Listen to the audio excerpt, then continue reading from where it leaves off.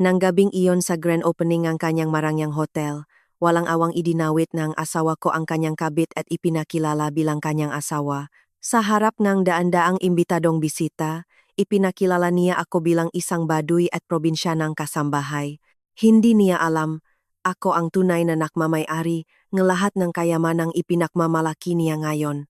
Habang naghahandang basahin ang kwentong ito, mag-iwan muna kayo sa comment section kung saang siyudad kayo nagbabasa. Huwag kalimutang suportahan ang kwentong ito sa pamamagitan ng pag-like at pag-subscribe para mas ganahan pa kaming magbahagi ng mahamas kawili-wiling kwento.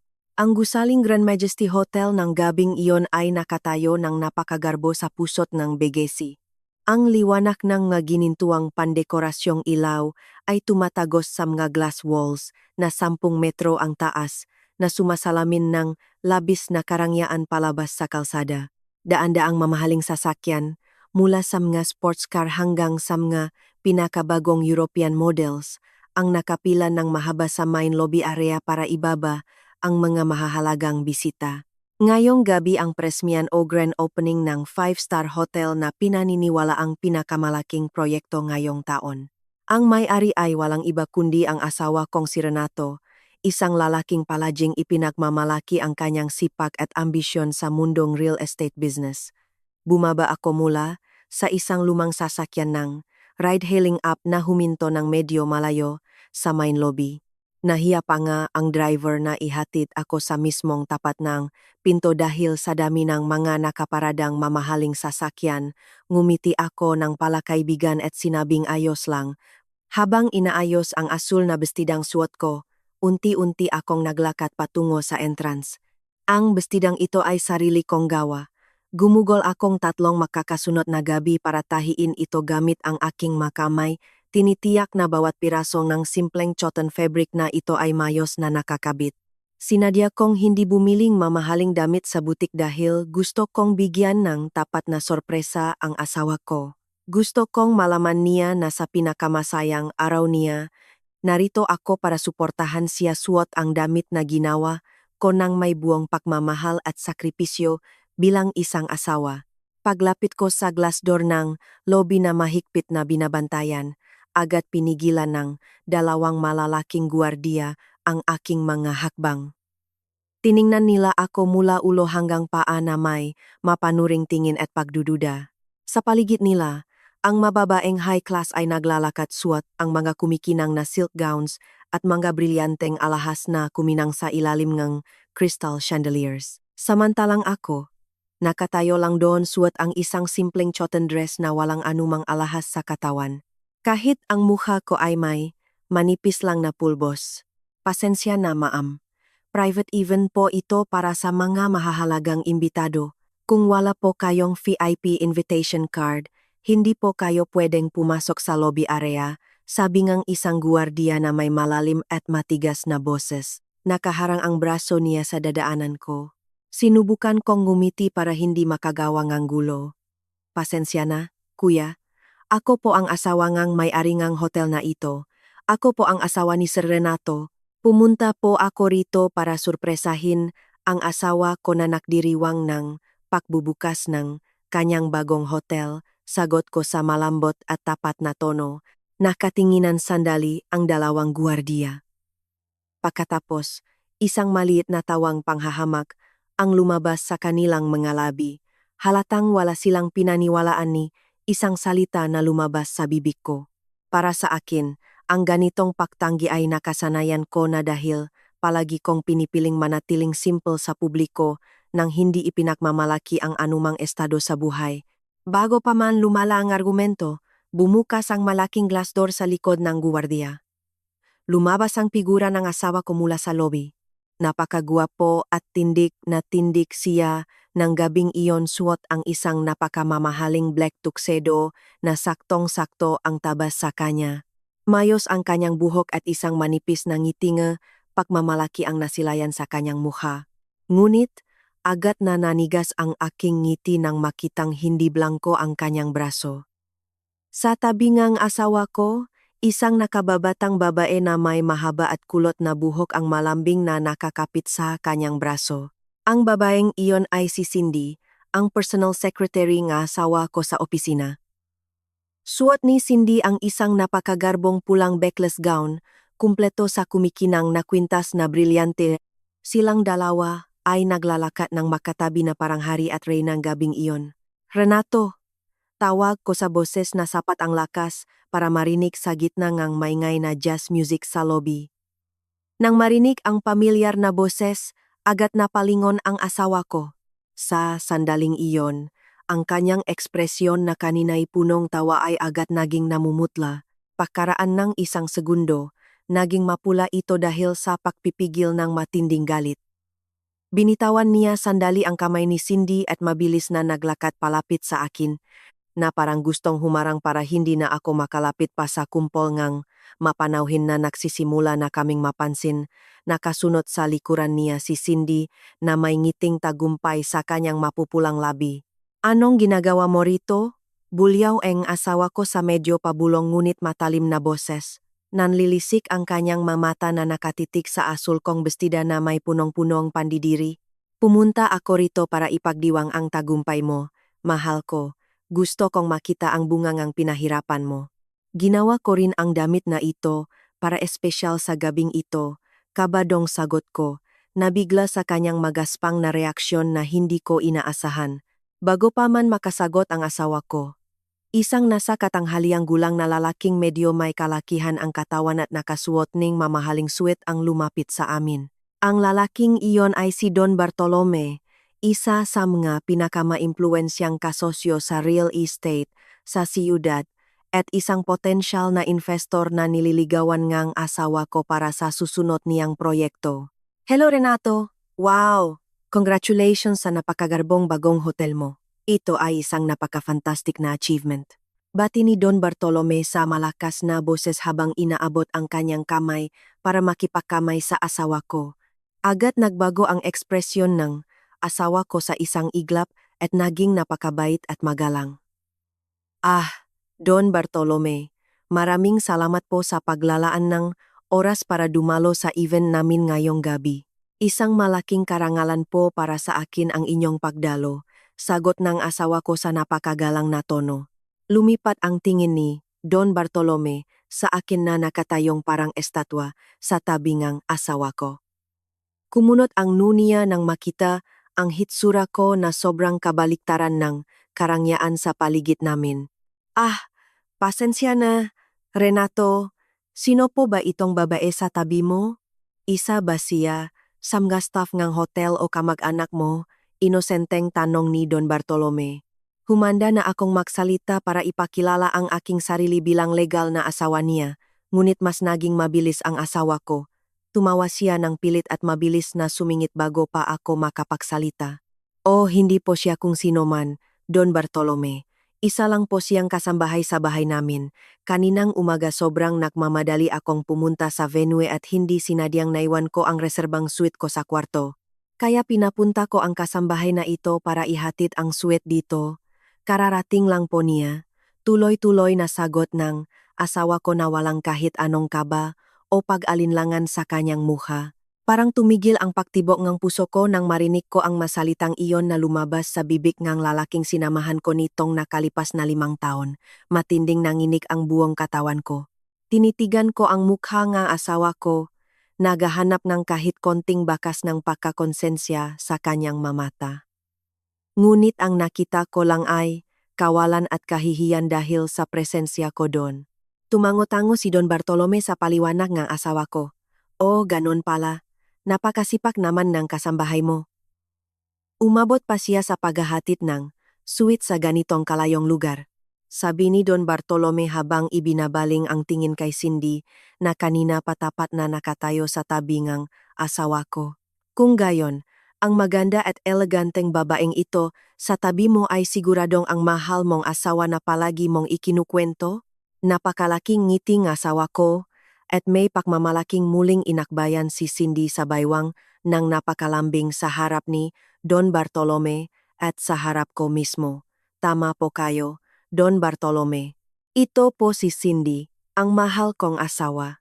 Si ang napakagaling na babaeng palaging nakasuporta sa akin, nagbibigay inspirasyon, at tumutulong sa pagpapalagong buong negosyo hanggang sa may tayo natin ang 5-star hotel na ito ng makasama.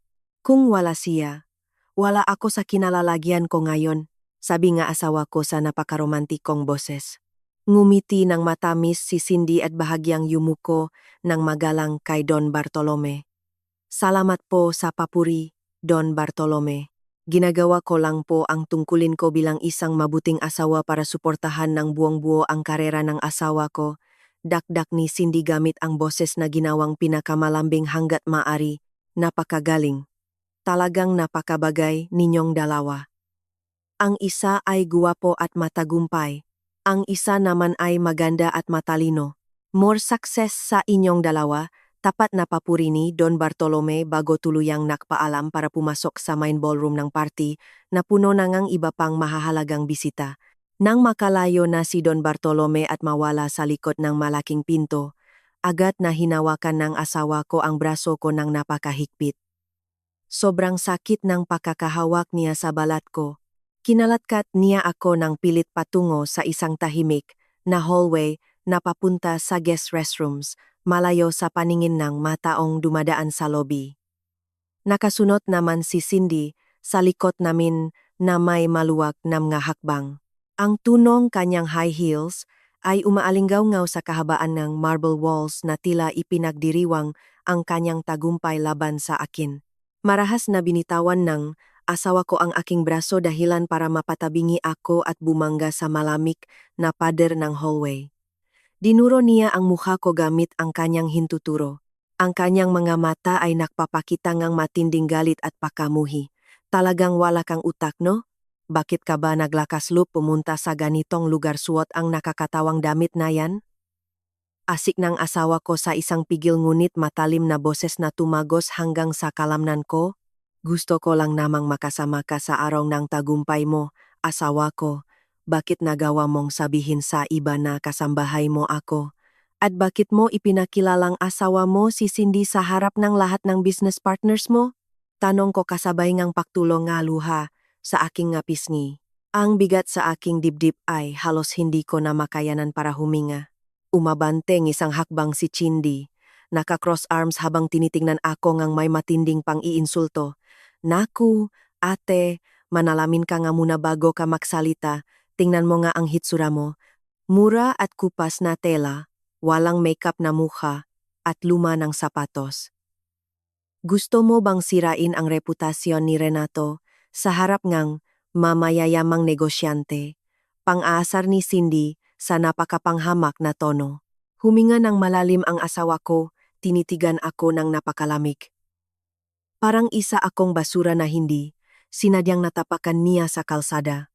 Lumapit siya at bumulong mismo sa mukha ko nga salitang hinding-hindi ko makakalimutan sa buong buhay ko.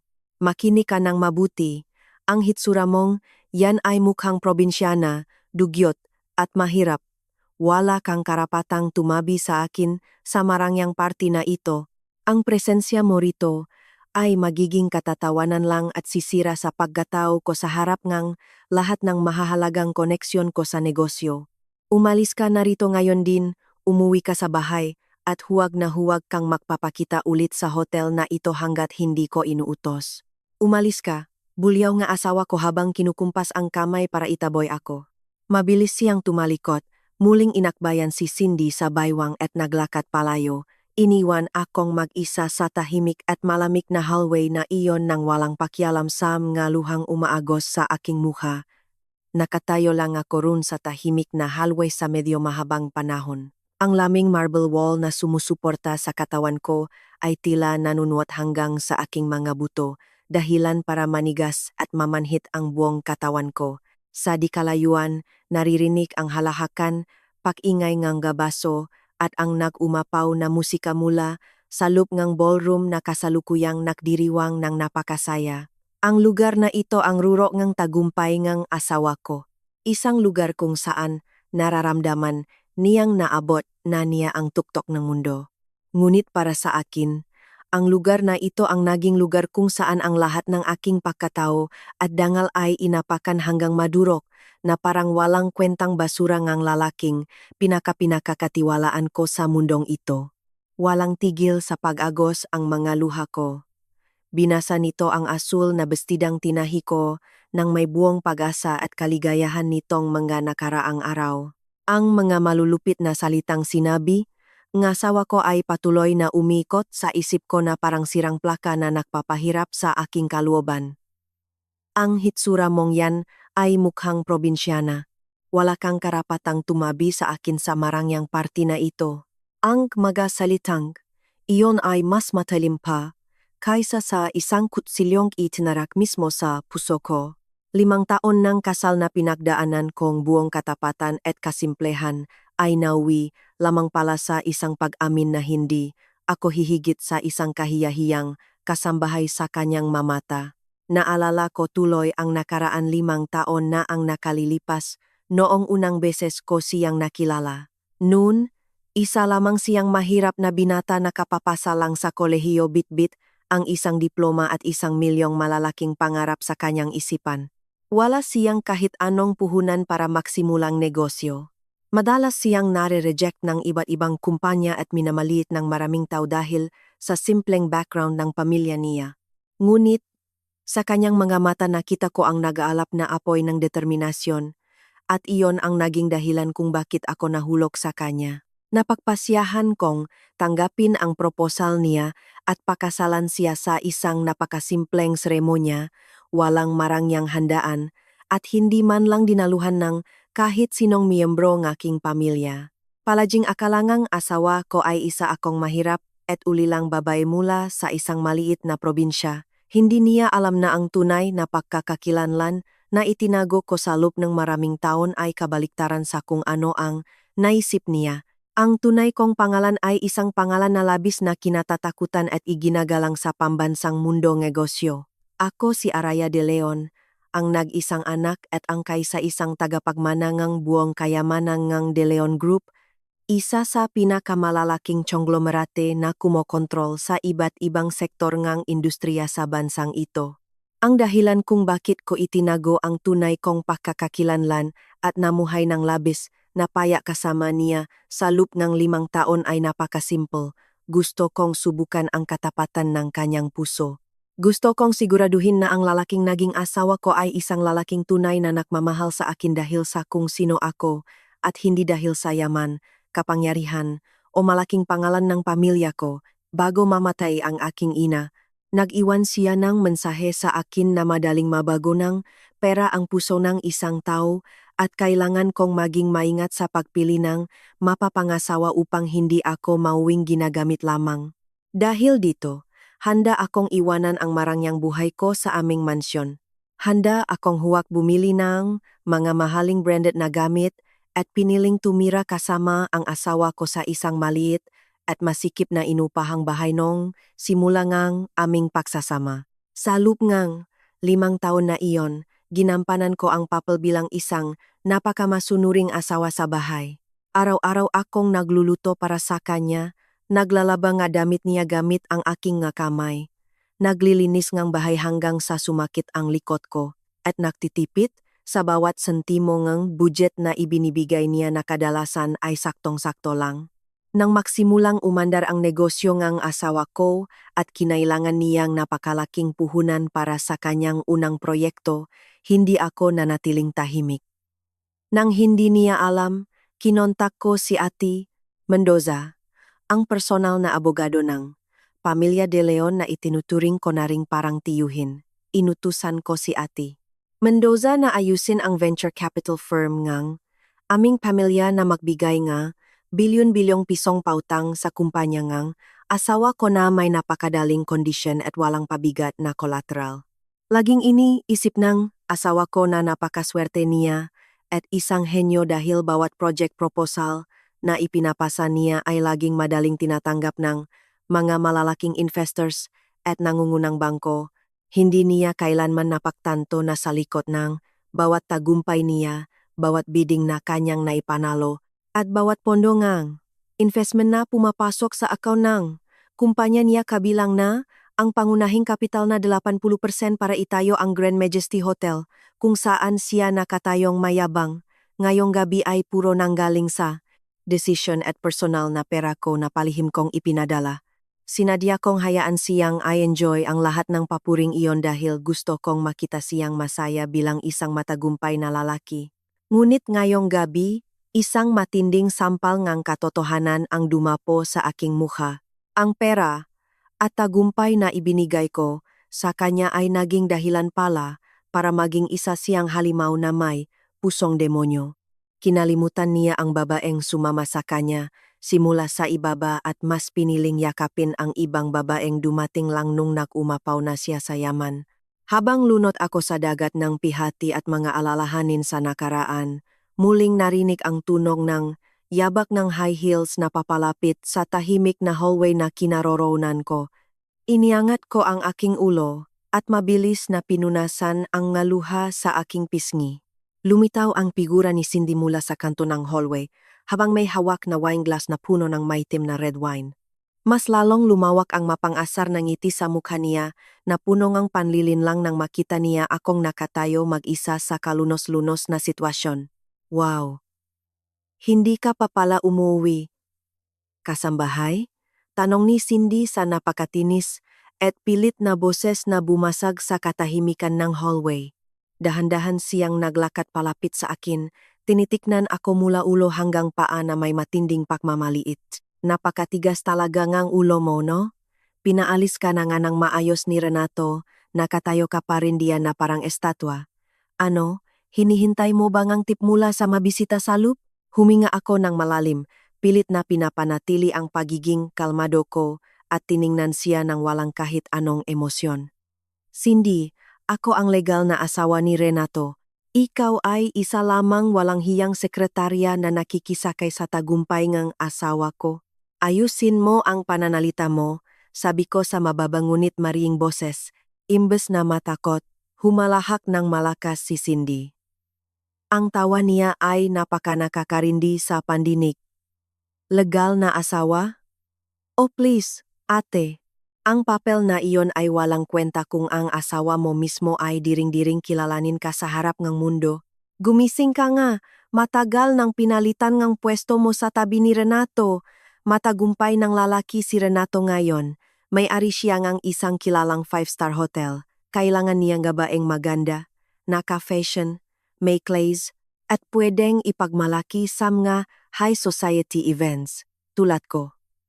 Hindi isang probinsya ng asawa na mukhang baduy, makaluma, at amoy usok ngang kusina tulad mo. Pabigat ka lang at isang malaking mansa sa karir niya. Asik ni Cindy gamit ang mga salitang puno ng lason at pang-iinsulto. Nanatili akong tahimik at hindi na sumagot pa. Dahil sa pananahimik ko, pakiramdam ni Cindy ay nasa itaas siya at lalo pa siyang naging mapakmataas. Humakbang pa siya palapit hanggang sa ilang pulgada na lang ang pagitan namin. Bakit ka natahimik? Iiyak ka na naman. Magmamakawa, makinig ka sa akin. Ngayong gabi ay inannounce na ni Renato sa lahat ng mga importanteng partners niya na ako ang asawa niya. Kaya mabuti pang malaman mo ang lugar mo at umalis ka na sa buhay namin bago ka pahiwalayan ng walang respeto ni Renato. Pagpapatuloy ni Cindy sa mayabang na pananakot. Bigla na lang inangat ni Cindy ang kamay niyang may hawak na wine glass, isang sinadya at punong-puno ngang mali siya na galaw. Ibinuhos niya ang baso ng eksakto sa itaas ng aking dibdib. Ang malamig at madilim na red wine ay umagos, bumasa, at tumagos sa buong harapan ng aking asul na bestida. Ang pulang mansa ay mabilis na kumalat sa ginawa kong cotton dress, na parang dugong umagos mula sa isang bukas na sugat. Oops! Hala, biglang nadulas yung kamay ko, sabi ni Cindy na may pagpapanggap na pagkagulat. Ngunit ang kanyang mamata ay nagpapakita ngang labis na kasiyahan. Ibinaksak niya ang walang lamang baso sa marble floor malapit sa aking mga paa kaya nabasak ito sa maliliit at matatalim na pirasong salamin. Ay, pasensya na, ate. Hindi ko talaga sinasadya. Pero ayos lang yan, di ba? Total. Ang ganyang, Mumurahing basahan na damit ay nababagay lang naman talagang gawing pamunas sa sahig. Ay, nga pala, dahil sabi nga ni Renato kanina na kasambahay ka rito, ano kaya kung linisin mo na rin ang hallway na ito mula sa natapong wine at mga bubok? Linisin mo hanggang kumintap, ha? Huwag mong hayaang madumihan ang mamahalin kong high heels. Binigyan ako ni Cindy ngang huling panghahama na tingin bago siya eleganteng tumalikot at naglakat palayo habang tumatawang bungyabang. Pabalik na siya sa ballroom para magpakasaya kasama ngang asawa ko. Ibinaba ko ang aking tingin, pinakmasdan ang malaking mansa sa harapan ng aking damit, at pagkatapos ay tumingin sa nakalat na mga bubok sa basang marble floor. Sa sandaling iyon, may isang bagay na nasira sa pinakamalalim na bahagi ng puso ko, ngunit kasabay ngang pagkawasak na iyon, isang malaking lakas na natulok sa loop ngang 5 taon ang biglang nagising na may matinding tapang. Ang mga luha na kanina pa umaagos sa aking pisngi ay kusa ng tumigil. Ang sakit, pagkawasak, at labis na pihati na sandaling nangibabaw sa akin ay unti-unting naglaho. Pinalitan itong isang nanlalamig na pakiramdam at masiding galit. Ang mga mata kong kanina ay malambot at punong pagpaparaya ay naging napakatalim, malamig, at tumatagos na parang isang patalim na handang sumaksak. Ang pasensya ko sa nakalipas na 5 taon ay opisyal nang natapos ngayong gabi sa hallway na ito. Ang pagmamahal ko kay Renato ay ganap nang namatay. Inilibing kasama nga natapong red wine na sumira sa aking damit. Kung inakalangang asawa ko at ng kanyang kabit na kaya nilang tapakan ang pagkatao ko dahil akala nila ay nasa kanila na ang lahat, nagawa nila ang pinakamalaking pagkakamali sa buhay nila. Hindi nila alam kung anong tigre ang ginising nila mula sa pagkakatulog. Hindi ko nahahayaang tumulo pa ang kahit isang patak ngang luha para sa hayop na lalaking iyon. Babawiin ko ang bawat luha na lumabas sa aking mamata sa pamamagitan ng isang matinding pagbagsak na magpapaluhod sa kanila at magpapaya ng matindi habang nagmamakaawa sa ilalim ng aking mapaa. Ang kanilang mapakunwaring palabas ngang karangyaan ay nagsisimula pa lamang at ako ang papatay sa lahat ng ilaw nito. Tumalikot ako at naglakad palayo sa hallway na puno ngang mapapait na alaala. Mabigat ang mga hakbang ko noong una. Ngunit habang palayo ako ng palayo, lalong tumitibay ang mga yabak ko. Hindi ko lubos na inilagan ang mga bubok sa sahig. Hinayaan ko ang dulo ng sapatos ko na sipain ang isang piraso patungo sa gilid ng pader. Naglakad ako sa tahimik na pasilyo patungo sa VIP restroom na nasa kanang bahagi ng gusali. Pagpasok ko, zinigurado kong walang tao sa loop. Mabilis kong nilok ang pinto mula sa loop para walang makaistorbo sa akin. Sa harap ng malaking salamin na nailawan ng mga ginintuang crystal lights, nakatayo lang ako. Tinitigan kong mabuti ang sarili ko. Ang asul na bestida na tinahi ko ng may buong pag-asa at pagmamahal ay mukhang kalunos-lunos. Ang mansang red wine na sinadya ni Cindy ay kumalat mula dibdib hanggang tiyan. Nagiwan, ito ng maitim na kulay, malakit, at ang matapang na amoy nga alak na umabot sa ilong. Medyo gulo-gulo ang buhok ko at may natitira pang bakas ngang luha sa mga mata ko. Ang hitsura ko ay eksakto nga sa sinabi ngang asawa ko napakagulo at mukhang wala sa lugar. Ngunit sa likod ng namumulang mga mata, ang kahinaan ng isang tapat na asawa ay tuluyan ng naglaho. Ang nakasalamin ngayon ay isang pares nga mga mata ng agila malamig, matalim, at naghihintay ng tamang tiempo. Huminga ako ng malalim, pinapakalma ang bagyo sa aking dibdib. Dahan-dahang kinapang kamay ko ang bawang ng aking damit. Nung tinatahi ko ang damit na ito, sinadya kong gumawa ngang isang maliit na tagong bulsa sa ilalim ngang mga tuping ngang tela sa loop. Tinahi ito gamit ang espesyal na teknik para hindi mahalata sa labas. Mula sa maliit na bulsang iyon, kinuha ko ang isang manipis at itim na cellphone. Ang cellphone na iyon ay hindi pangkaraniwang nabibili sa merkado. Ito ay isang satellite phone na may napakataas na antas ng encryption, ang eksklusibong komunikasyon na pag-ari ko lang para patakbuhin ang aking imperyo mula sa likod sa nakalipas na 5 taon. Walang anumang pag-alinlangan. mabilis na pinindot ng aking mangga daliri ang isang speed dial number sa device na iyon. Isang ring pa lang bago sinagot ang tawag mula sa kabilang linya. Magandang gabi, senyorita. Isang malaking karangalan po ang tumawag kayo sa ganitong oras. May espesyal po ba kayong utos? Isang malalim, mahigpit, ngunit labis na magalang na boses ang narinig mula sa telepono. Iyon ay ang boses ni Ati Mendoza, ang aking kanang kamay, punong abogado, at ang pinakamataas na ehekutibong De Leon Group, ang higanteng multinational conglomerate na kaisa-isang pamanangang yumaong magulang ko. Gabi rin, Ati Mendoza. Nasaan ka ngayon? Tanong ko sa isang napakakalmadong boses. Isang kalmado na madalas ay nakpapakaba sa mga matataas na opisyal ngang aking kumpanya dahil palatandaan ito na may isang malaking bagyong parating. Nasa biyahe po ako ngayon sa loop ngang sasakyan, senyorita. Papunta na po ako sa Grand Majesty Hotel para irepresenta ang De Leon Group sa signing ceremony ng grand opening ayon po sa instructions na ibinigay niyo nung nakarang linggo. Tinatayang nasa loop po akong 15 minuto, formal at profesional na ulat ni Ati Mendoza. Mabuti. Makinig kang mabuti, Ati Mendoza. Gusto kong i-cancel mo lahat ng partnership contracts at mga pondo na ipinapasok natin sa real estate company ng asawa ko. Lahat-lahat, walang ititira. Utos ko gamit ang boses na kasing laming ng yelo. Nakaroon ng sandaling katahimikan sa kabilang linya, si Ati Mendoza ay isang matalinong lalaki at napakatalas ng isip. Naramdaman niyang may hindi magandang nangyayari base sa tono ngang boses ko. Paumanhin, senyorita. Ibig niyo po bang sabihin, pati ang lahat ng pondo, kasama ang 80% na ginamit para itayo ang 5-star hotel na bubuksan ngayong gabi? Kapag binawi po natin yun ngayon, babagsak agad ang kumpanya ngang asawa ninyo at madedeklarang bangkarote sa loob ngang ilang segundo.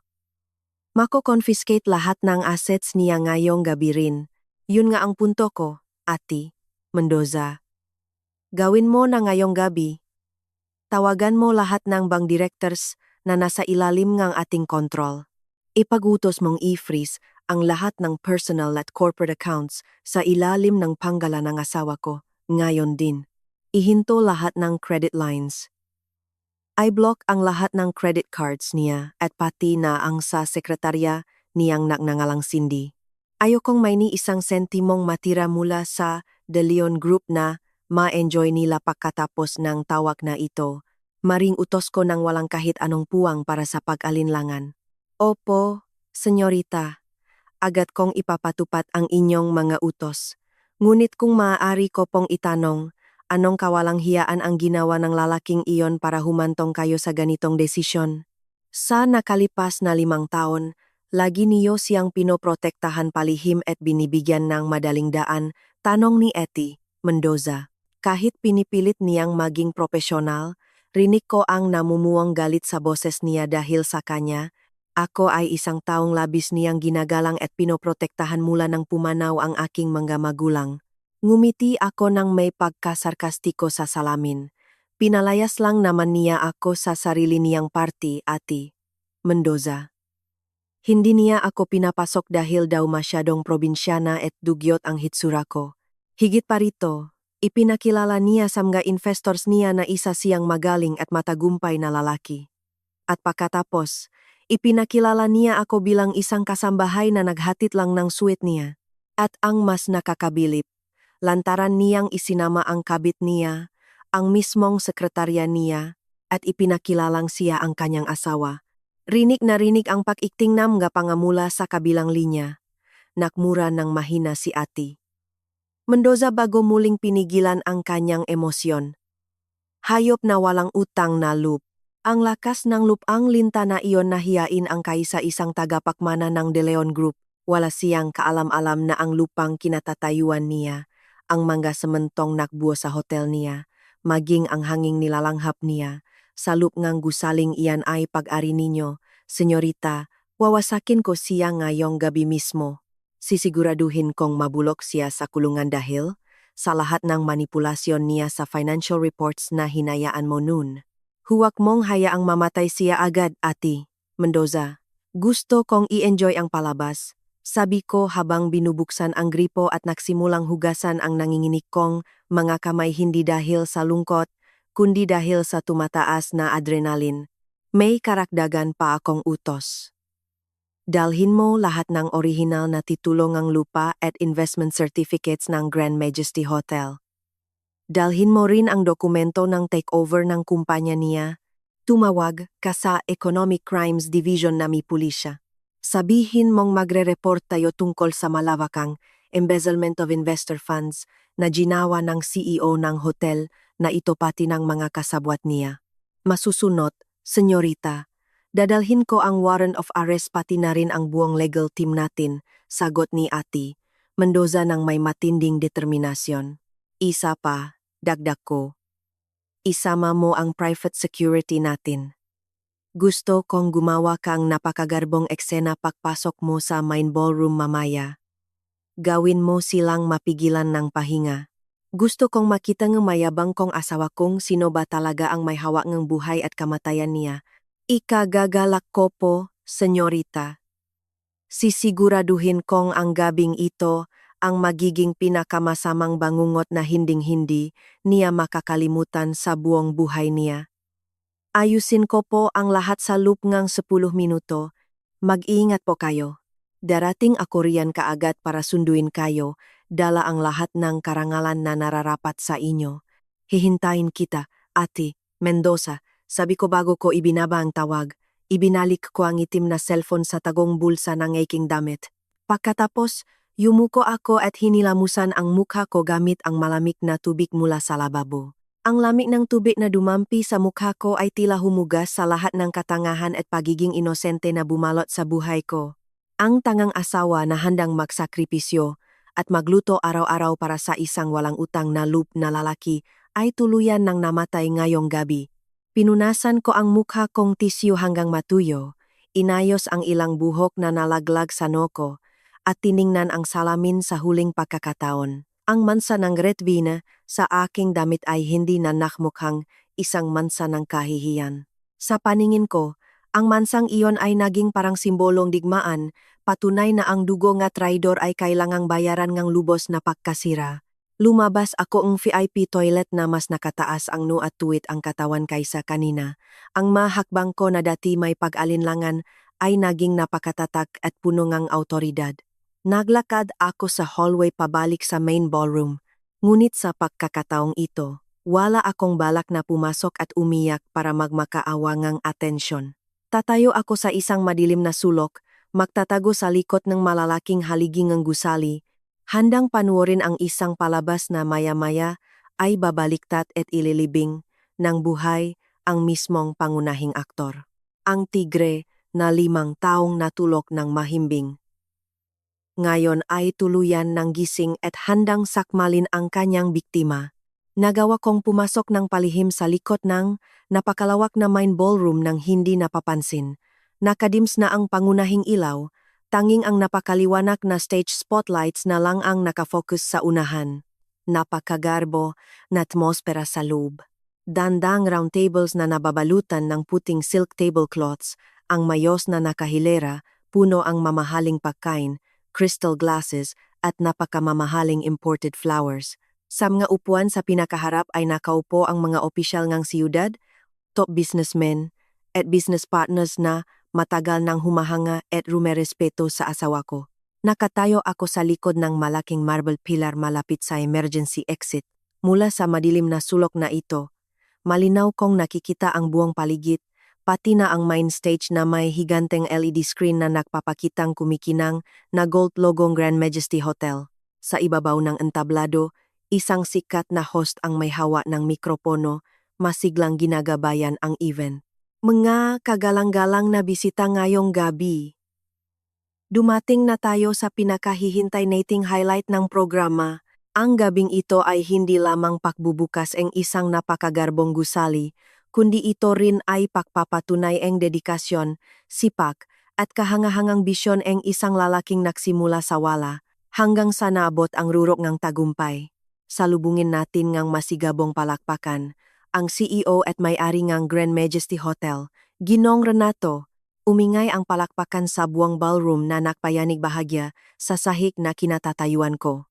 Lumabas ang asawa ko mula sa likod ng kurtina sa stage na may napakalawak na ngiti, kumakaway sa mabisita na parang sikat na artista. Naglakat siya sa gitna ng tablado, kinuha ang mikropono sa host at tumayo ng may punong-punong kumpiyansa. Kumikislap ang mamahalin niyang tuksedo sa ilalim ng ilaw. Ang mukha niya ay naglalabas ng kayabangan na nun pa man ay itinatago niya sa akin pag nasa bahay. Salamat, maraming salamat po sa pagdalo ninyong lahat ngayong gabi, simula ngang asawa ko sa isang baritone voice na pilit ginawang may autoridad. Ang gabing ito ay napaka-emosyonal para sa akin. Ang tumayo rito at makitang nakatayo ang 5-star hotel na ito ay nagpapabalik sa akin sa mga panahong hirap na hirap ako maraming taon na ang nakararaan. Nagsimula ako sa ibaba, mula sa zero. Hinarap ko ang maraming rejections, pangungutya, at mga hadlang na tila walang katapusan. Maraming nagduda sa akin, maraming tumawa sa mga pangarap ko. Suminghal ako ng mahina mula sa likod ng haligi, nagsimula sa zero, mga hadlang, lahat ng business proposals niya na ni-reject ng bangko ay kinabukasan ding inaaprubahan. Pagkatapos kong palihim na tawagan ang director ng bangko. Bawat vendor na ayaw siyang kadeal ay biglang mag-offer ngang malaking discount. Dahil palihim na nagbibigay ng subsidi, ang kumpanya ko nang hindi niya alam. Hindi siya nakaranas, tunay, na pagsubok dahil pinapatak ko na ang daan bago pa siya madapa. Nakakatawang marinig ang kasinungalingan na binubuo niya ng napakaganda sa harap ng daan-daang mga uto-uto na naniwala sa kanya. Ngunit hindi ako sumuko. Patuloy ang asawa ko sa mas nag-alap na boses. Nagtrabaho ako araw at gabi, nagpawis at nag-isip ng mabuti hanggang sa makumbinsi ko ang mga investors na ang Grand Majesty Project na ito ang magiging kinabukasan ng ating lungsod.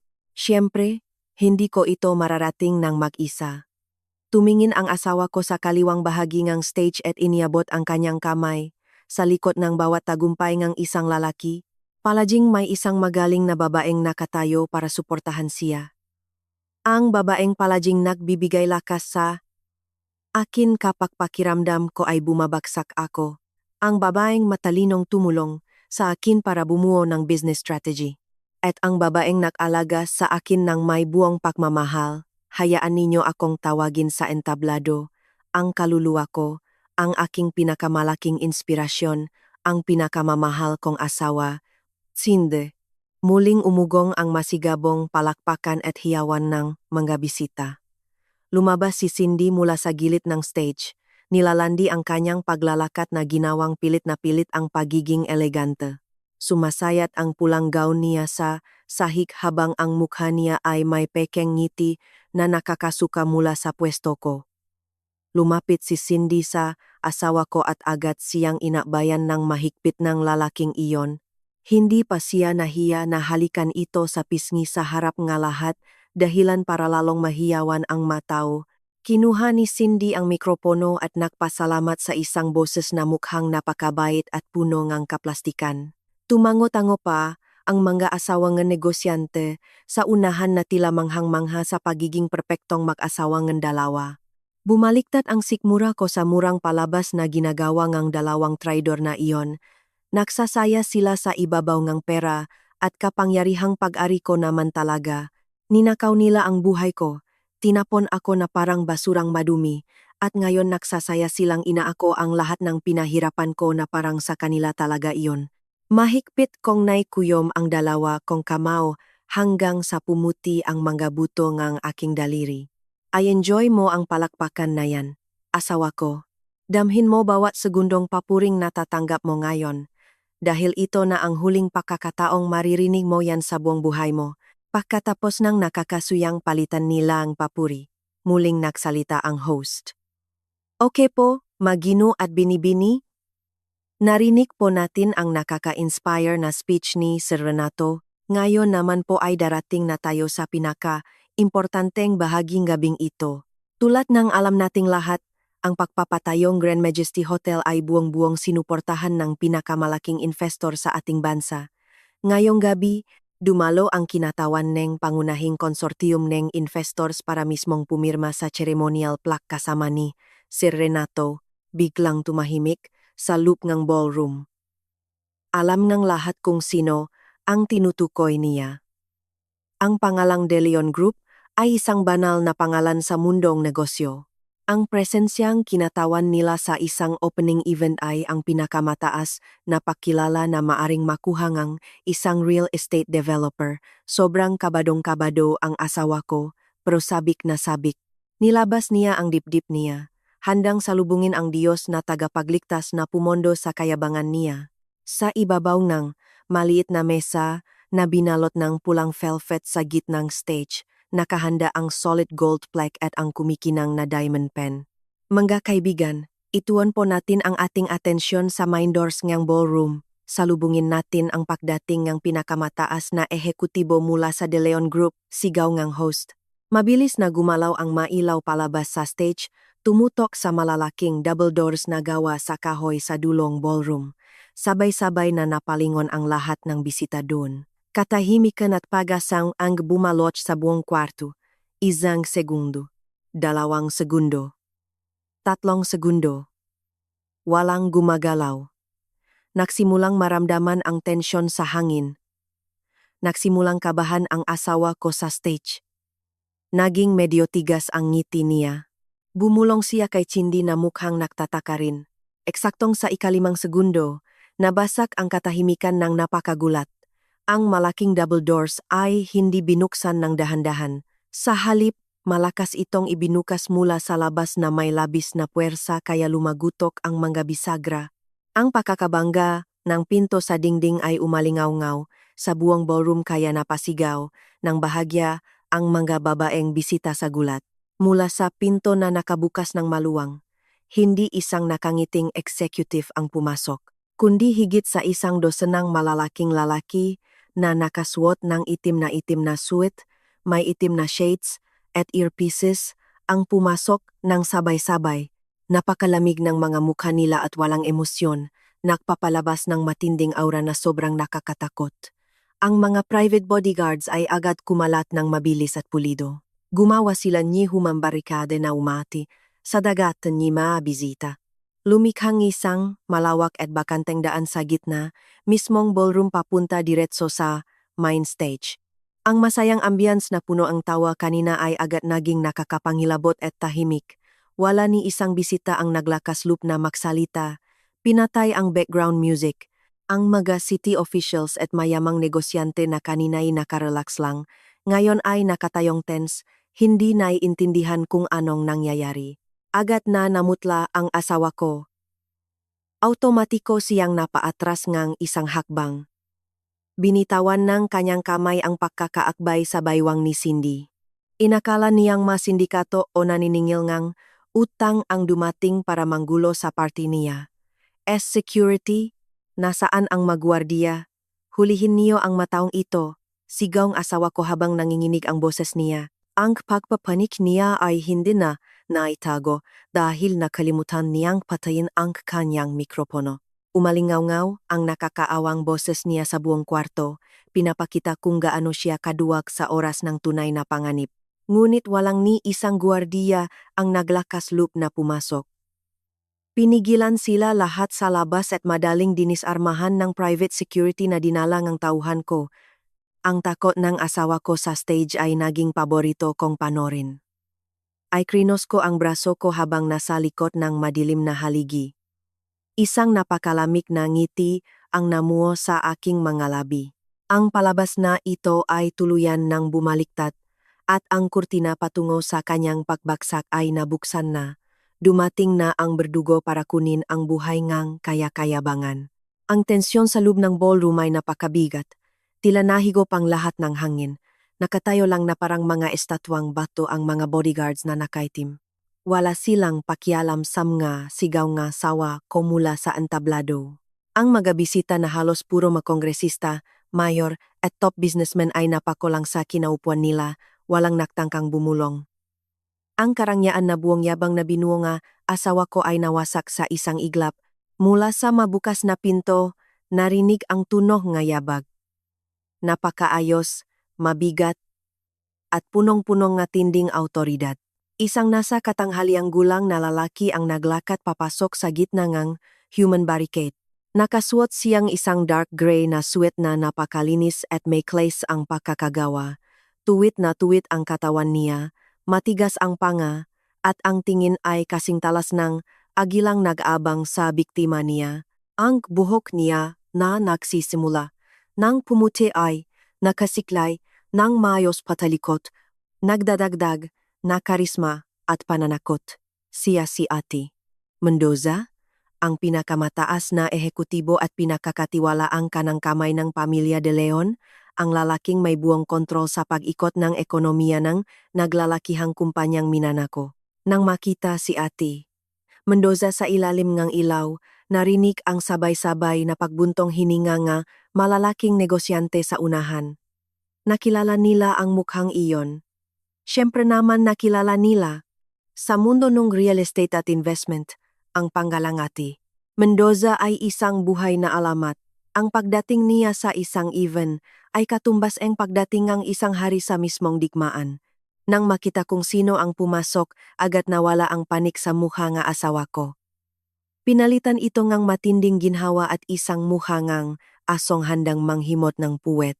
Akala kasi ng asawa ko na ang mga itim na gwardiya ay standard VVIP security procedure lang pala ng executive ng De Leon Group. Inayos niya ang botiye niya na medyo tabingi. Mabilis na pinunasan ang malamig na pawis sa noo niya at mabilis na bumaba sa stage na medyo patakbo. Iniwan pa niya si Cindy na naguguluhan pa ring nakatayo ron. Diyos ko Ate Mendoza, magandang gabi po. Isang napakalaking karangalan para sa akin ang makita kayo dito, bating asawa ko sa malakas at pinakalambot na boses. Bahagyang yumuko ang katawan niya at iniabot ang dalawang kamay niya, balak makipagkamay sa lalaking inaakala niyang Diyos ng negosyo. Ngunit ni hindi man lang tiningnan ni Ate Mendoza ang nakabukang kamay ng asawa ko. Hindi bumagal ang mahakbang niya. Patuloy siyang naglakad dumaan sa magabilok na mesa. Tinitiknan ng mga mata niya ang buong kwarto na parang may hinahanap. Medyo napahiya ang asawa ko dahil naiwang nakabitin sa hangin ang kamay niya, ngunit tinakpan niya ang kahihiyan gamit ang pekeng paktawa. Agad siyang sumunod kay Ate Mendoza sa likod na parang masunuring aso. Ate Mendoza, halina po kayo sa VIP. Seat sa harap ng stage. Inihanda namin ang pinakamasarap na pagkain at nandiyan na rin po ang gold plaque na pipirmahan ninyo ngayong gabi. Walang tigil na daldal ngang asawa ko, nagahanap ngang atensyon sa lalaking palaging hindi siya pinapansin. Sa sandaling ito na ako nagdesisyong tapos na ang oras ng pagtatago ko sa likod ng haligi. Naglakat ako palabas mula sa dilim papunta sa maliwanag na bahagi. Ang hitsura ko ay talagang litaw na litaw sa gitna ng mga designer gowns at mamahaling suits. Ang asul na cotton dress na suot ko ay basang-basa at may malaking mansa ang red wine na malakit dahil sa ginawa ni Cindy. Hindi nakaayos ang buhok ko at mukhang pagod na pagod ang mukha ko, bagamat ang tingin ko ay may dalang kamatayan. Nakuhang asawa ko ang paggalaw ko. Pagkakita niya sa akin na naglalakat at nakatayo malapit sa gitnang daanan na dadaanan ni Ate Mendoza, nanlaki ng husto ang mamata niya. Ang mukhang kaninay may malapat na ngiti ay naging napakapula dahil sa matinding galit at kahihiyan. Tumingin siya ng balisa kay Ate Mendoza, natatakot na baka mainis ang kanyang VIP guest dahil sa presensya kong itinuturing niyang basura. Hayop, bulong ngang asawa ko na sapat ang lakas para marinig ngang mana sa paligid. Mabilis siyang humakbang para harangan ang daan ko. Dinuro niya ako sa mukha gamit ang daliri niyang nanginginig sa galit. Bakit nandito ka pa? Baliw na babae? Sabi ko umuwi ka na. Security. Nasaan ang security? Kalat ka rin niyo palabas itong baliw na kasambahay na ito ngayon din. Baka dumihan ng probinsya ng mukha at mabahong damit niya ang mata at ilong ni Ate Mendoza. Mayabang na sumigaw ang asawa ko. Sinusubukang ipakita ang tapang niya bilang leader sa harap ni Ate Mendoza, nagsimulang makbulungan ang ibang bisita. Tiningnan nila ako ngang may halong awa at pandidiri. Naniwala silang lahat sa kasinungalingan ng asawa ko na isa lang akong kasambahay na nawawala sa sarili at gumagawa ng gulo. Si Cindy naman na nasa stage pa rin ay naktakip ngang bunganga, nakukunwaring gulat. Ngunit ang mga mata niya ay nagpapakita ngang tuwa dahil ipinapahiya ako sa harap ngang lahat. Pasensya na po, ati. Mendoza. Huwag niyo na pong pansinin ang babaeng ito. Dati po siyang kasambahay sa bahay ko na medyo may problema sa pag-isip. Pumunta po siya rito para manggulo at mangikil. Papalayasin ko po siya ngayon din. Palingon-lingon na sabi nga, asawa ko habang patuloy na nagpapaliwanag kay ati. Mendoza sa boses na nagmamakaawa. Tumigil ang mga hakbang ni ati. Mendoza eksakto sa mismong likod ng asawa ko, biglang nanahimik sa loop ng ballroom. Tanging pagpigil lang ng hininga ang maririnig. Inabangan ng lahat ang gagawin ng kinatawan ng De Leon Group. Magagalit ba siya? Ipapabukbok ba niya ako sa magwardiya? Tinitigan sandali ni ati. Mendoza ang likod ng asawa ko ng may napakalamig na tingin. Pagkatapos, dumaan siya palakpas sa asawa ko na patuloy pa ring nagpapaliwanag. Mabagal siyang lumapit sa akin. Bawat hagbang niya ay nagpapabilis ng tibok ng puso ng asawa ko, akala ipapahiya ako mismo ni ati. Mendoza. Ngunit ang nangyari sa susunod na segundo ay parang kidlat na tumama sa kalagitnaan ng naghapon sa loop ng nagfarto. Si ati. Mendoza, ang kinatatakutang lalaki na may hawak ang kapangyarihan sa libu-libong malalaking proyekto, ang lalaking hindi kailanman yumuko sa kahit kanino maliban sa yumaong ama ko, ay biglang huminto 2 hakbang bago makalapit sa akin. Inayos niya ang suot niya, pinakdikit ang 2 paa, at sa harap ngang daan-daang matang ng lalaki na hindi makapaniwala, yumuko ng malalim si ati. Mendoza gumawa ng perpektong 90 degrees na payuko. Patawad po sa pagkahuli ko, Senyorita Araya. Nararapat lang po akong maparusahan dahil hinayaan ko kayong tumayo sa lugar na punong basurang ito, sabi ni ati. Mendoza sa malakas at baritonong boses niya. Ang tono niya ay punong-punong matinding respeto. Walang bahit na kahit anong pag-alinlangan.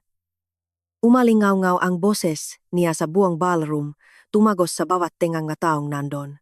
Katahimikan. Ang katahimikang ito ay hindi na dahil sa paghihintay, kundi katahimikan dahil sa isang napakalaking gulat. Parang sabay-sabay na tumigil gumana ang mauta ng lahat.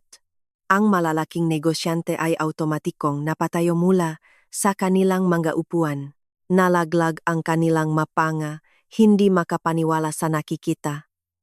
Ang pinakamataas na ehekutibo ng De Leon Group ay kakatapos lang yumuko ng may respeto sa isang babaeng nakalusyadong damit na may mansa ng red wine. Nanigas ang asawa ko na parang bato. Ang namumulan niyang mukha kanina ay kasing puti na ngayon ng papel. Tinitigan niya ang likod ni ati. Mendoza na nakayuko pa rin sa harapan ko. Pagkatapos ay tumitik sa mukha ko ng salit-salitan. Nakanganga at napasara ang bibig niya nga, ilang beses na parang isdang kinukulang ng oksigen. Ngunit wala ni isang salita ang lumabas sa lalamunan niya. Nakwawala siguro ang utak niya ngayon, sinusubukang tanggihan ang kabaliwan ng realidad na nasa harap mismo ng kanyang mga mata. Ati. Mendoza. Baka po nakakamali kayo ang taong tinitiknan. Sa wakas ay nanginginig na lumabas ang tinik ng asawa ko. Paos at hirap na hirap, dahan-dahan siyang lumapit. Siya po ang kasambahay ko. Ang pangalan niya po talaga ay Araya, pero probinsya na lang po siya. Hindi siya anak ng kahit anong mayamang pamilya. Siguro po pagod lang kayo. Nang marinig ang sinabingang asawa ko, agad binuhat ni ati. Mendoza ang katawan niya pataas.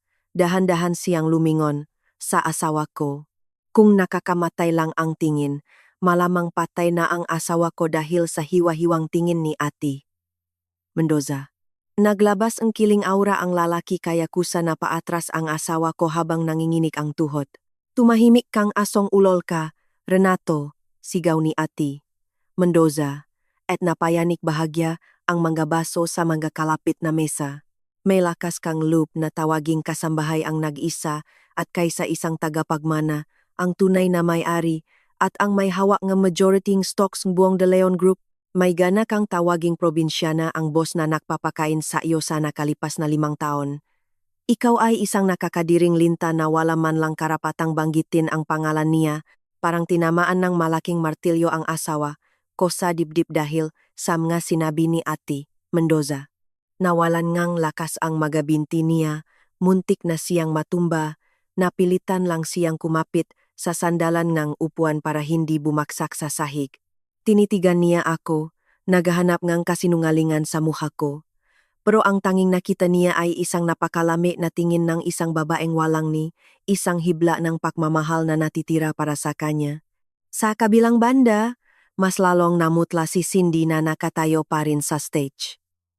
Mahigpit siyang kumapit sa standing microphone, sobrang nanginginig ang buong katawan. Tinitigan niya ang suot kong cotton dress. Narealize niya na ang red wine na ibinuhos niya ay siya palang direktang tiket niya patungo sa impyerno. Humakbang ako palapit, nilakpasan ko ang nanginginig na asawa ko at tumayo mismo sa tabi ni Ate Mendoza. Inangat kong konti ang kamay ko, sinanyasang kumalma siya. Dala mo ba lahat ng hiningi ko? Ate Mendoza, tanong ko sa isang matigas at malamig na tono. Handa na po ang lahat dito. Senyorita, pati na ang dokumento ng pag-withdraw sa lahat ng investment funds at ang warrant of arrest galing sa pulisya na ngayon ay naghihintay lang sa baba sa lobby, sagot ni Ate Mendoza, sabay abot sa akin ng isang itim na folder. Kinuha ko iyon. Tiningnan ko ang buong ballroom. Isang-isa kong pinakmasdan ang mukha ng mabisita na ngayon ay nakatingin sa akin ng may takot at labis na paggalang. Ako na ngayon ang may kontrol sa marangyang entabladong ito. Tinitigan ko ang main stage. Nandun pa rin ang logo ng hotel na ipinagmamalaki niya. Oras na para gibayin ang kastilyong buhanging itinayo niya mula sa mga kasinungalingan niya. Tapusin na natin tama ang opening ceremony na ito, malamig na sabi ko. Matatag akong naglakad, umakyat sa mga agdan entablado isa-isa. Bawat hakbang ko ay kampanang ng kamatayan para sa kayabangan ng asawa ko at ng kabit niya. Ngayong gabi, matututunan nila sa pinakamasakit na paraan na walang sinumang pwedeng umapa sa isang De Leon na makakaligtas ng walang parusa, walang pag-alinlangan. Bawat mata sa loob ay sinundan ang bawat galaw ko nang hindi kumukurap. Sumunod si Ate Mendoza sa likuran ko. Pagapak palang dulo sapatos ko sa entablado, si Cindy na kanina pa estatwa sa tabi plaketable ay biglang napaatras ng takot na takot. Ang mukha niyang punong-puno ang makapal na makeup ay mukhang nakakatakot na ngayon sa sobrang pamumutla. Nanginginig ang mga labi niya. Nilakpasan ko si Cindy na parang hanging walang kwenta, diretso sa gitnang stage, kinuha ko ang mikropono. Umalingaw-ngaw ngang bahagya ang tunok sa buong ballroom. Tumayo ako sa mismong gitna ng ilaw. Magandang gabi, mga ginu at binibini. Klaro at mahigpit ang boses kong bumasak sa nakakatakot na katahimikan. Una sa lahat, humihingi ako ngang paumanhin kung ang hitsura ko ay hindi pumapasa sa standard ng marangyang party na ito. Kanina kasi, may isang babay na inangkin ang pagiging elegante at classy na asawa na sinadyang ibuhos ang red wine sa bestida ko at inutusan pa akong linisin ang sahig. Isang napakainit na pagtanggap mula sa host, hindi ba? Nakaroon ng magabulungan mula sa mabisita. Maraming matatalim na tingin ang tumutok kay Cindy. Yumuko si Cindy ng malalim. Hinihiling na sana kainin na lang siyan lupa. Sa babang stage, nanginginig pa rin ang asawa ko. Basang-basa nang ang pawis ang tuksedo niya. Linawin na natin ang isang bagay, patuloy ko. Tiningnan ko ng diretso ang kaawa-awang asawa ko. Ang pangalan ko ay hindi lang Araya de Kasambahay. Ang buong panggalan ko ay Araya de Leon, nagisang tagapagmana, chairman of the board, at ang may ganap na kontrol sa lahat ng assets ng De Leon Group. Parang bomba ang salitang iyon. Nagsimula na naman ang magabulungan. Ang salitang De Leon ay isang mahiwagang salita sa siyudad na ito. parang nasaksak mula sa likod ng maraming beses ang asawa ko. Naisip niya bigla kung bakit napakadalingang lahat sa kanya sa negosyo. Bakit ang bilis ma-approve nga bangko na walang kolateral?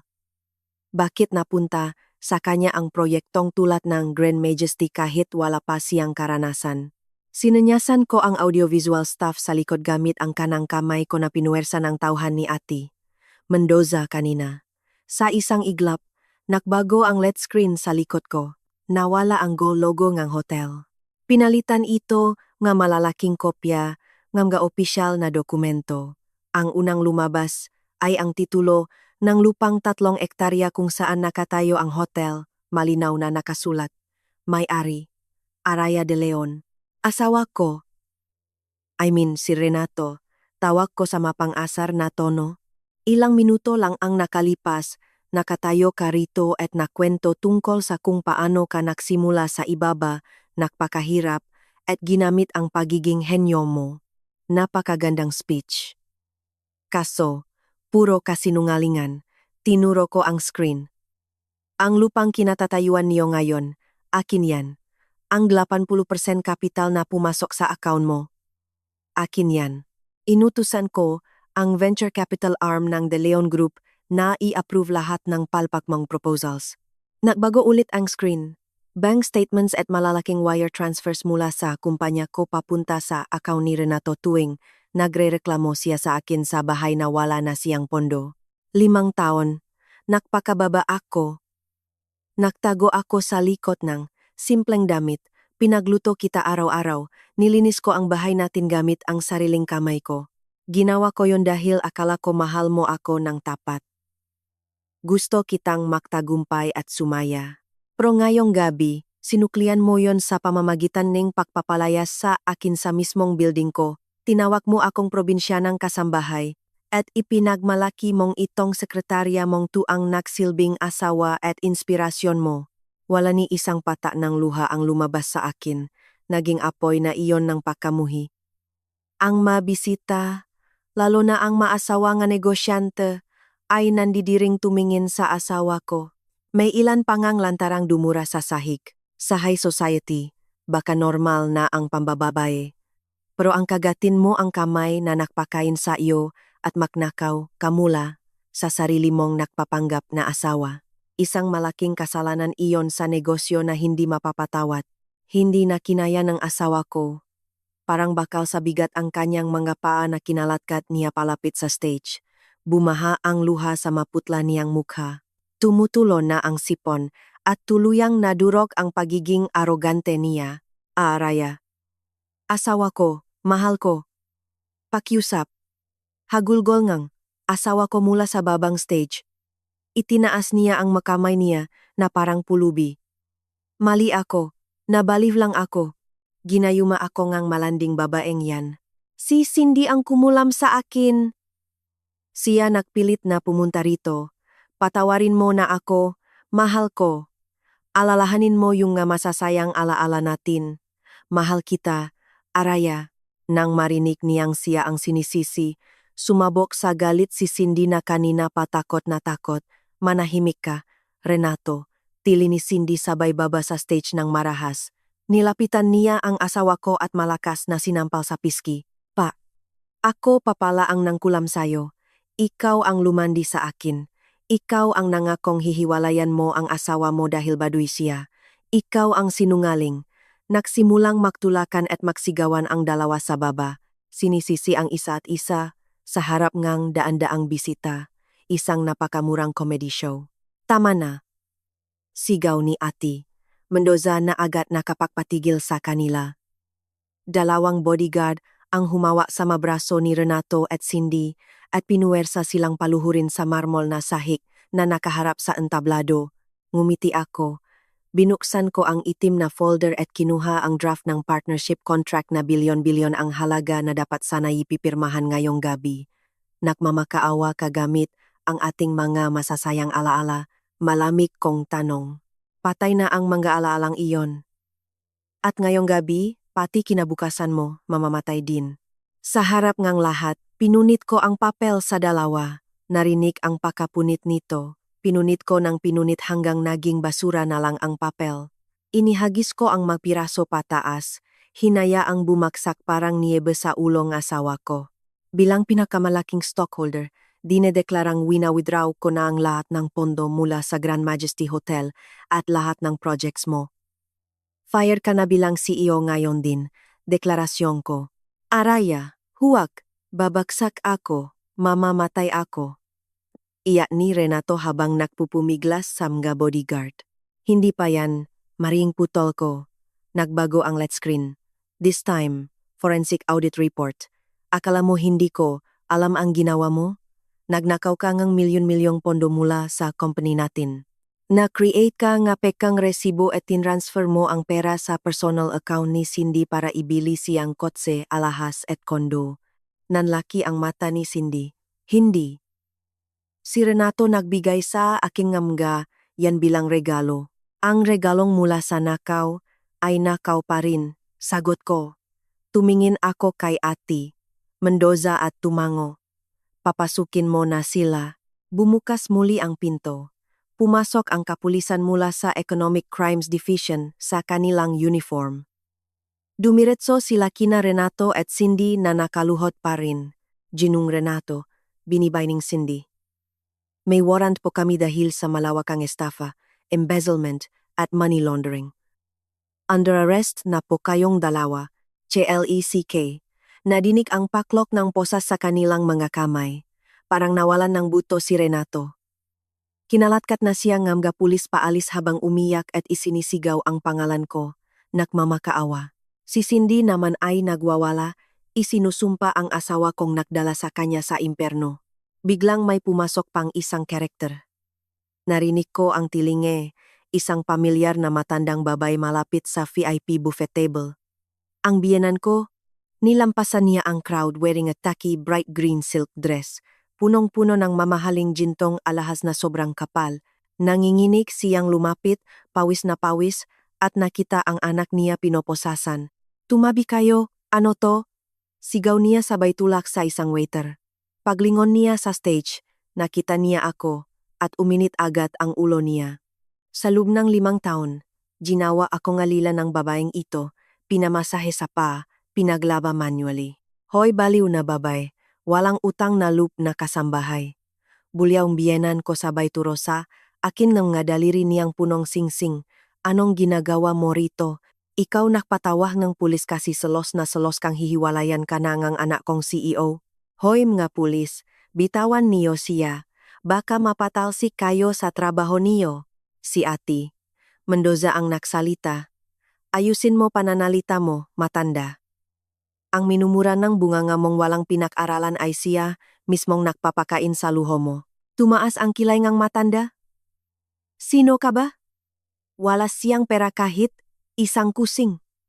Ang pinambili nitong ginto at damit ko ay pera galing sa magaling at matagumpay kong anak, ngumiti ako ng tipit at nakamamatay.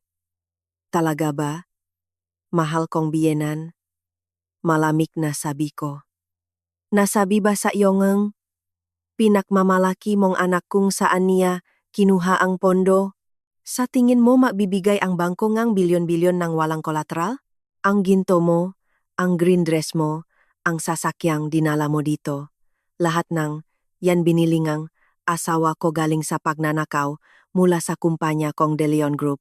Ako lang naman ang nag-iisang tagapagmana nito. Nang marinig niya ang De Leon Group, naging kasing puting ang papel ang biyenan ko, dahan-dahan siyang lumingon kay Renato na nakaluhot. Tumango lang ng mahina si Renato habang umiyak, ang tagapak-confirm ngangit na bumaksak sa ulong matanda. Nawalan ng lakas ang magabinting ang biyenan ko at napaupo siya sa marmol na sahig. Klang, ang yabang niya, basak in a blink of an eye. Narealise niya na inalipin niya at ininsulto ang pinakamayaman at pinakamakapangyarihang babae, hindi to, mahirap ka lang na galing sa probinsya, bulong niya. Dahan-dahan siyang gumapang palapit sa sapatos ko, pero umatras ako kaya hindi niya ako nahawakan. Manugang ko. Patawarin mo si mama, nakamali si mama. Tratuhin kitang reyna sa bahay. Maawa ka, pakawalan mo na ang anak ko. Tiningnan ko silang mag-ina nang may sukdulang pandidiri. Walang bakas ng awa sa akin. Huwag mo na akong tawaging manugang, malamig kong putol. Tiningnan ko si Renato. Naalala mo sabi mo sa hallway, probinsyana, basura, kasambahay. Tinanggal ko lahat ng nakaw na yaman mo. Sisiguraduhin kong mabubulok kayo sa kulungan. Enjoyin niyo ang pagbagsak niyo. Tumango ako sa commander ng pulis. Kinalatkat nilang tuluyan palabas ang dalawa. Nagsisigaw si Renato hanggang mawala ang boses at nagwala si Cindy. Ang biyenan ko naman ay tuluyang nahimatay kaya binuhat din palabas ng nga security hotel. Tapos na ang palabas at ang natira ay masigabong palakpakan ng respeto at pagkamanghagaling sa mga VIP na ngayon ay alam na kung sino talaga ang boss. Ang pagdinig sa korte ay napakabilis, salamat sa legal team ng De Leon Group na pinamunuan ni Ati Mendoza. Solid ang ebidensya. Sa lupngang malamig na korte, nakaupo ako sa unahan wearing a sharp black blazer, panuorin silang mawasak. 15 years in prison na walang parol para kay Renato, 10 years kay Cindy. Walang hinto sa yak at makaawa, si Renato sa akin, pero flat lang ang muka ko. Hinding-hindi na ako lilingon sa kanila. Ang annulment namin ay nayos sa loop ng 2 linggo. Wala na siyang nakuha. Pinapalayas ko kay Ati Mendoza ang biyenan ko sa mansion inilagay sa karton ngang instant noodles ang magamit at lumipat sa isang masikip, tumutulo, at dugyot na bed space sa probinsya. 1 taon na ang nakalipas mula noong gabing bumaliktad ang lahat. Umaga. Sumisikat ang araw sa glass wall ngang pinakamataas na floor ng gusaling pagmamayari ko sa pusot ng BGC. Hindi na ako yung probinsyanang babae na amoy kusina. Naka-white designer suit ako, branded stilettos, at simpleng diamond necklace. Paglabas ko ng office, lahat ng staff bowing 90 degrees. Good morning, CEO. Tumango lang ako ng bahagya. Bumisita ako sa bagong Renovate na pagari ko. Ang dating Grand Majesty Hotel ay ni-renovate in a highly modern, world-class standard. Ang pangalan sa malalaking gintong letra sa harap, De Leon Grand Hotel. Sumalubong ang red carpet at mga top managers. Ngayon ang araw ng pagbubukas ulit nito, plus the annual board meeting of De Leon Group. 5 oras akong nag-lead ng board meeting. I laid out our international expansion strategy at nag-dissect ng financial reports with a brilliant, tactical mind. Mangga lahat. Wala nang nagdududa sa akin. Hindi na ako nakatago sa likod ng tangang lalaki. Matapos ang meeting, nakatingin ako sa glass wall observing the city. May naglakad palapit sa akin mula sa likod. Brilliant presentation. Araya. Wala ka talagang iniwang espasyo para sa competitors, bati ng isang mainit at maskuladong baritone voice. Lumingon ako at gumiti, si Adrian. Brilliant CEO and partner international firm namin. Hindi arrogant, malaking respeto sa babay, at for the past year ay naging close kong intellectual spar at kaibigan. Thank you, Adrian. Sinisecure ko lang ang assets ng pamilya ko. Tinitigan ako ni Adrian. Purong pahanga. You know, ang swerte ko to know a strong woman like you. Paano kung mag-celebrate tayo sa tagumpay ng meeting ngayon? May bagong French restaurant malapit dito na gusto kong i-try. Kung okay lang sa schedule ng napaka-busy na CEO. Tumawa ako ng mahina at magan. The heavy burden on my chest is gone forever. That sounds lovely, Adrian. Papakiusapan ko ang assistant ko na i-clear ang schedule ko for tonight. Adrian smiled, bowed a little, at umalis muna para bigyan ako ng oras mag-rest. Tinignan ko ang sarili ko sa reflection ng bintana at lumanghap ngang hangin ng kalayaan. Ang betrayal noon ay naging pinakamalaking blessing pala. Minsan, kailangan mo talagang itapon ang nabubulok na basura para magkaroon ng space ang 2 kamay mo para hawakan ang kumikinang na brilyante. Bumukas ang pinto sa tunay kong tagumpay at kaligayahan. At mula sa segundong ito, ako ang reyna ng sarili kong tadhana.